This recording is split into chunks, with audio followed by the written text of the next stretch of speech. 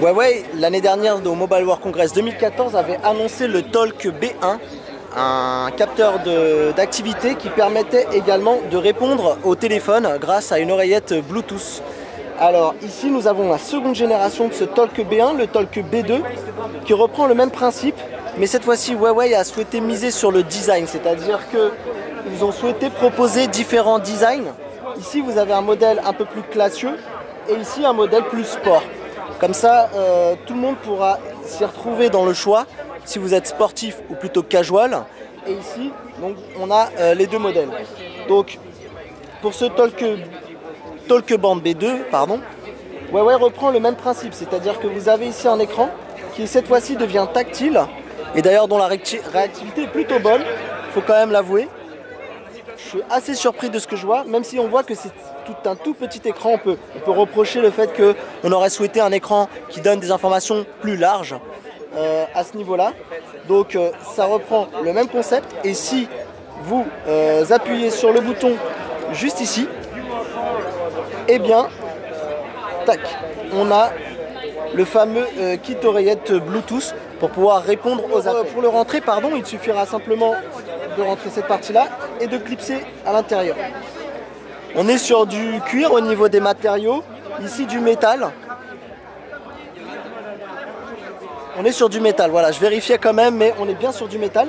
Et vraiment ce qui est intéressant, c'est qu'il reprend le principe, donc compteur de pas, possibilité de répondre aux appels, d'avoir des notifications, de pouvoir contrôler la musique, etc. Et même d'avoir l'heure grâce à l'écran. Huawei a mis aussi l'accent sur l'algorithme de mesure des pas, puisqu'il annonce avoir réglé les problèmes typiques que l'on rencontre sur les bracelets connectés, comme des pas qui sont comptés parce que nous brossons les dents par exemple, ou parce que nous pianotons sur notre ordinateur. Bien entendu, ce bracelet il est IP57, c'est-à-dire qu'il est résistant à la poussière et à l'eau. Et l'avantage aussi c'est son autonomie, puisque l'écran est écran noir et blanc, il est tout petit, ça consomme très peu, et Huawei annonce une autonomie de 6 jours. Voilà, ici donc on a également les micros ici.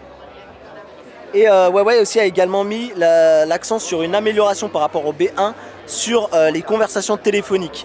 Il explique que les conversations seront de meilleure qualité, que ce soit au niveau du micro, mais aussi au niveau de l'écoute, par rapport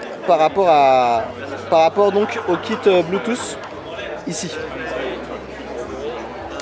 Bonne nouvelle également, je crois avoir vu pour la recharge, oui voilà, puisqu'on est sur du micro USB, donc pas de port propriétaire, ce qui est vraiment très sympa pour ne pas avoir à se trimballer des câbles propriétaires à droite et à gauche. Donc voilà, c'était une première prise en main de ce Huawei Talk B2, qui est plutôt une bonne surprise. On espère pouvoir le tester rapidement, et on vous dit à très bientôt pour d'autres vidéos au Mobile World Congress sur Android MT. Merci de nous avoir suivis, n'oubliez pas de vous abonner à notre chaîne YouTube pour ne pas manquer nos prochaines vidéos, et d'ici là, retrouvez-nous sur Facebook, Twitter et sur le site android-mt.com.